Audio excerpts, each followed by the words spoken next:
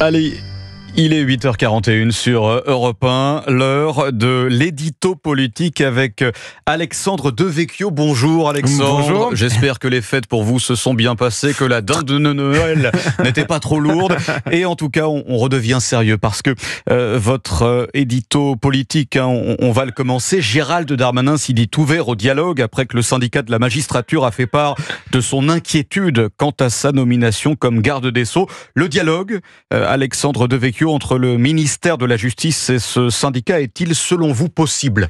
Gérald Darmanin a bien sûr raison de tendre la main au syndicat, mais sûrement pas au syndicat de la magistrature, car en vérité, il ne s'agit pas d'un syndicat traditionnel dont la mission serait simplement de défendre les intérêts matériels des magistrats, mais d'une amicale des juges rouges, d'une organisation militante d'extrême gauche qui instrumentalise la justice dans le but de faire émerger une société sans capitalisme, sans frontières et sans prison. S'il ne représente que 30% des magistrats syndiqués, les militants du syndicat de la magistrature occupent des postes à responsabilité au sein de la hiérarchie judiciaire et ont une grande influence via l'École nationale de la magistrature. Que des syndicats prennent position politiquement existe bien sûr dans d'autres professions, mais le fait qu'un ouvrier ou un cheminot soit aussi militant politique ne pose pas les mêmes problèmes de déontologie. Rappelons que le premier devoir d'un juge est l'impartialité. Si vous êtes jugé par une personne qui combat vos opinions, vous aurez légitimement un doute sur l'impartialité de celui qui vous juge. Et les juges du syndicat de la magistrature ne font-ils pas abstraction de leur position politique lorsqu'ils jugent ? Non, bien au contraire, ils se servent de leur pouvoir pour faire avancer leur vision de la société, notamment en faisant évoluer la jurisprudence. Opposés à la prison, ils ont incontestablement joué un rôle dans l'affaiblissement progressif de l'effectivité de la peine. Depuis sa création, le syndicat de la magistrature a aussi été lié à de multiples scandales qu'il est impossible de tous énumérer.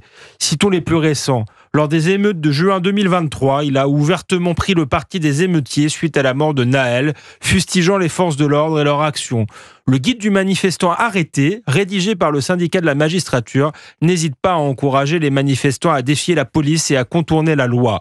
Au lendemain de la dissolution de l'Assemblée nationale, au printemps dernier, le syndicat de la magistrature a annoncé entrer en résistance pour empêcher l'accession de l'extrême droite au pouvoir. Enfin, il faut bien sûr citer l'affaire du mur des cons au siège du syndicat de la magistrature en 2013, où étaient affichées les photos de personnalités politiques et de journalistes de droite, mais aussi de parents de victimes. Alors Alexandre Devecchio, vous allez jusqu'à prôner la dissolution du syndicat de la magistrature en fait. Oui, tout à fait, car ce syndicat mine la confiance des Français dans la justice, mais aussi dans la démocratie. Gérald Darmanin a beau avoir un ambitieux programme de fermeté pour la justice, l'application concrète de celui-ci restera impossible tant que les juges du syndicat de la magistrature feront obstruction en interprétant la loi à leur guise. La réforme la plus urgente de la justice, c'est de faire en sorte que les juges eux-mêmes respectent enfin la loi. Merci Alexandre Devecchio, brillant édito comme d'habitude à retrouver sur europe1.fr.